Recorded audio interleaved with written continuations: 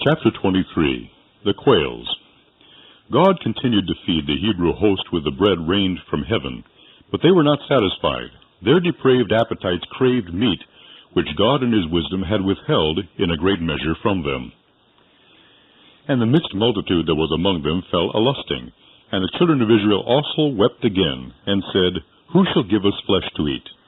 We remember the fish which we did eat in Egypt freely, the cucumbers and the melons and the leeks and the onions and the garlic. But now our soul is dried away. There is nothing at all besides this manna before our eyes. They became weary of the food prepared for them by angels and sent to them from heaven. They knew it was just the food God wished them to have, and that it was healthful for them and their children. Notwithstanding their hardships in the wilderness, there was not a feeble one in all their tribes. Satan, the author of disease and misery, will approach God's people where he can have the greatest success. He has controlled the appetite in a great measure from the time of his successful experiment with Eve in leading her to eat the forbidden fruit. He came with his temptations first to the mixed multitude, the believing Egyptians, and stirred them up to seditious murmurings. They would not be content with the healthful food which God had provided for them. Their depraved appetites craved a greater variety, especially flesh meats. This murmuring soon infected nearly the whole body of the people. At first, God did not gratify their lustful appetites, but caused his judgments to come upon them and consume the most guilty by lightning from heaven. Yet this, instead of humbling them, seemed only to increase their murmurings. When Moses heard the people weeping in the door of their tents and complaining throughout their families, he was displeased. He presented before the Lord the difficulties of his situation, the unsubmissive spirit of the Israelites, and the position in which God had placed him to the people, that of a nursing father who should make the sufferings of the people his own. He inquired of the Lord how he could bear this great burden of continually witnessing the disobedience of Israel and hearing their murmurings against his commands and against God himself. He declared before the Lord that he would rather die than to see Israel, by their perverseness, drawing down judgments upon themselves, while the enemies of God were rejoicing in their destruction. In his distress he said, I am not able to bear all this responsibility alone, because it is too heavy for me. The Lord directed Moses to gather before him 70 of the elders, whom he knew to be the elders of the people. They were not only to be those advanced in years, but men of dignity, sound judgment, and experience, who were qualified to be judges or officers. And bring them unto the tabernacle of the congregation, that they may stand there with thee.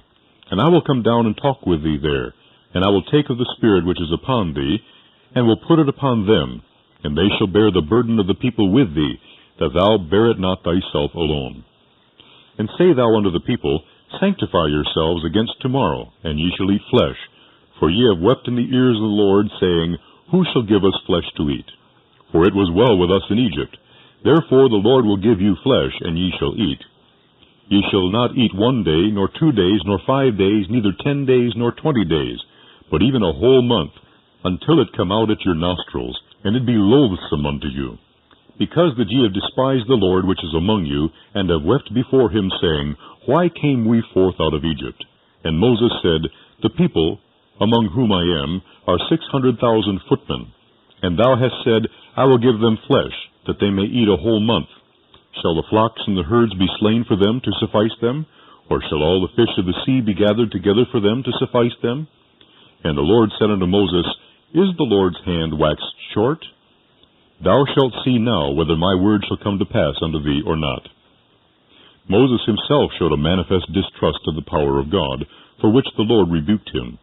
By this question of the Lord to Moses, he was made to understand that nothing was impossible with the great ruler of the universe.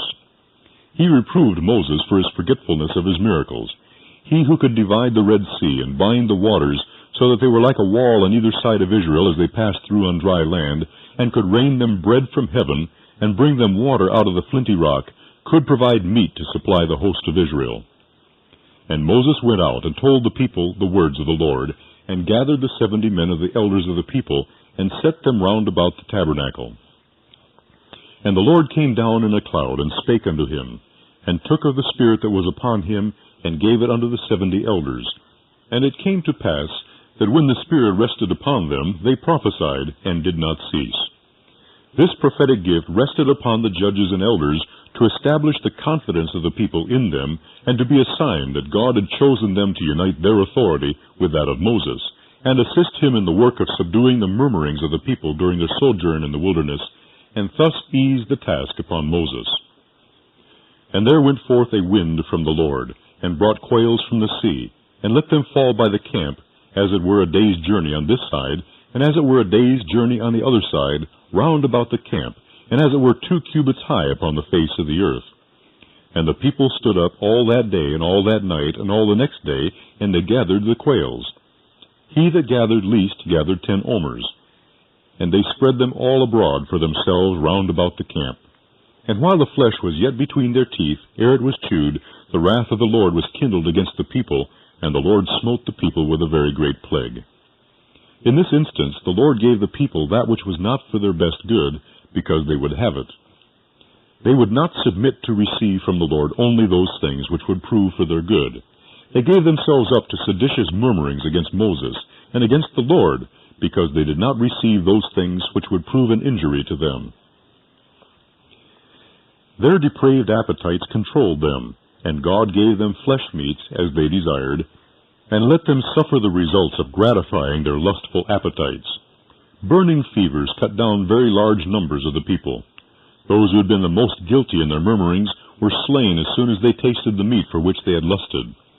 If they had submitted to have the Lord select their food for them, and had been thankful and satisfied with food of which they could freely eat without injury, they would not have lost the favor of God, and then been punished for their rebellious murmurings by great numbers of them being slain.